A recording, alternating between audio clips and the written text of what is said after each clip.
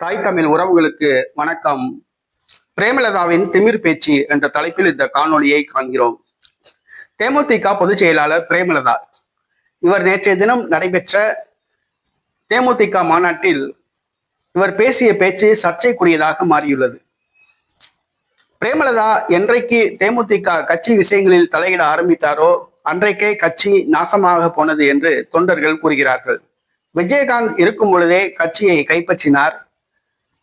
அந்த கட்சியை முழுக்க முழுக்க தெலுங்கர்களின் கூடாரமாக மாற்றினார். 2011ஆம் ஆண்டு நடைபெற்ற தமிழக சட்டப்பேரவை தேர்தலில் ஜெயலலிதாவுடன் கூட்டணி அமைத்த பொழுது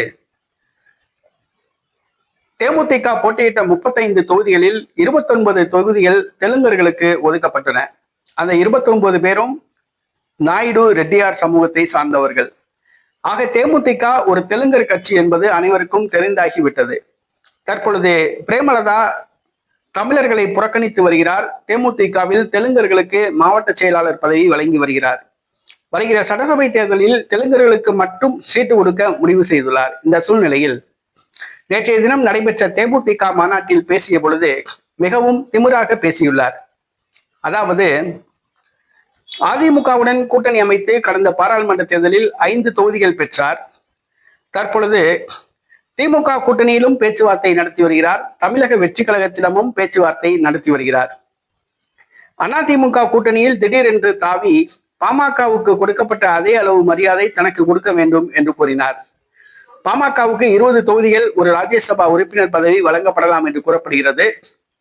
அதே அளவு தனக்கு வழங்க வேண்டும் என்று கூறினார். திமுகவோ 8 - 12 தொகுதிகள் வழங்கப்படலாம் என்று கூறப்பட்டது. இந்த சூழ்நிலையில் தற்பொழுது தேமுதிக எந்த கூட்டணியில் இணைய போகிறது என்பது தெரியவில்லை. தேமுதிக மாநாட்டில் அறிவிக்கப்படும் என்று கூறினார். ஆனால் நேற்றைய தினம் முந்திரி கொட்டை போன்று அறிவிப்பு வெளியிட விரும்பவில்லை என்று கூறினார். மேலும் தேமுதிக இல்லாமல் எந்த கட்சியும் தமிழ்நாட்டில் ஆட்சி அமைக்க முடியாது என்று மிகவும் திமிராக பேசியுள்ளார். அவர் பேசிய பேச்சு சர்ச்சைக்குரியதாக மாறியுள்ளது. தமிழ்நாட்டில் 1/2% வாக்கு வங்கி கூட இல்லாத ஒரு கட்சி தான் தேமுதிக. அது விஜயகாந்த் இருக்கும்போது கட்சி இருந்துச்சு. இப்ப கட்சியில தொண்டர்களே கிடையாது. அந்த கட்சிக்கு கிளைக்கழக பொறுப்பாளர்களே கிடையாது, ஒன்றிய கழக பொறுப்பாளர்களே கிடையாது. ஒரு தொகுதியில தேமுதிக 500 வாக்குகள் கூட பெற முடியாது. அந்த அளவுக்கு கட்சி நிலைமை போச்சு. விஜயகாந்த் இருக்கும்போது கட்சியை காப்பாத்தினாப்ல. இன்னைக்கு கட்சி ஒரு தொகுதியில 500 ஓட்டு கூட வாங்க முடியாது. இதுதான் தேமுதிகவோட நிலைமை. ஆனா இந்த அம்மா ஏதோ தேமுதிகவுக்கு ஒரு 20% வாக்கு வங்கி இருக்க மாதிரி நினைச்சுக்கிட்டு நாங்கள் இல்லாமல் ஆட்சி அமைக்க முடியாது எந்த கட்சியும் அப்படின்னு சொல்லுது. விஜயகாந்த் முத கட்சி ஆரம்பிச்சமே 6% வாக்கு தான் வாங்கினார். அதுக்கு பிறகு வாங்க முடியல. 6% கடைசியில் குறைஞ்சு போச்சு. விஜயகாந்த் உயிரோட இருக்கும் போதே 1% குறைஞ்சு போச்சு. இன்னைக்கு 0.5%, 0.5% ஓட்டு கூட கிடையாது. 1% வாக்கு வங்கி கூட கிடையாது தேமுதிகவுக்கு. இன்னைக்கு தேமுதிக இல்லாமல் எந்த கட்சியும் ஆட்சி அமைக்க முடியாது அப்படின்னு பிரேமலதா சொல்லியிருக்காங்க. கடந்த 2021ஆம் ஆண்டு தேமுதிக இல்லாம தான் திமுக ஆட்சி அமைச்சிச்சு. 2016ல தேமுதிக இல்லாம தான் அதிமுக ஆட்சி அமைச்சிச்சு. இதை புரிஞ்சுக்கணும். ஏதோ தேமுதிகவுக்கு ஒரு 20% வாக்கு வங்கி இருக்கு மாதிரி, பெரிய பிரேமலதா பெரிய மக்கள் செல்வாக்குல ஒரு தலைவர் மாதிரி நினைச்சிட்டு தேமுதிக இல்லாமல் எந்த கட்சியும் ஆட்சி அமைக்க முடியாது அப்படின்னு திமுறா பேசியிருக்காப்ல. அதை விட என்ன விஷயம் கேட்டீங்கன்னா, பிரேமலதாவுடைய தம்பி சுதீர் சொல்றாப்ல. என்ன சொல்றாப்ல? பிரேமலதா துணை முதலமைச்சராக பொறுப்பேற்பார் அப்படிங்கிறாப்ல.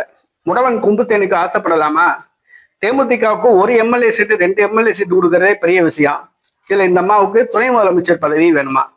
தேமுதிக பொதுச் செயலாளர் பிரேமலதா திமுறாக பேசியது அதிமுக திமுக கூட்டணியில் அவர் சீட்டு கிடைக்கிறதே பெரிய விஷயம், கூட்டணியில சேர்ப்பதே பெரிய விஷயம் அப்படிங்கிற ஒரு நிலைமைக்கு தள்ளப்பட்டிருக்கு. எந்த ஒரு அரசியல் தலைவராக இருந்தாலும் காக்கணும். அடக்காட்டினா அது விபரீதமாகும். அதுதான் தேமுதிக பொதுச் செயலாளர் பிரேமலதா புரிஞ்சுக்கணும்.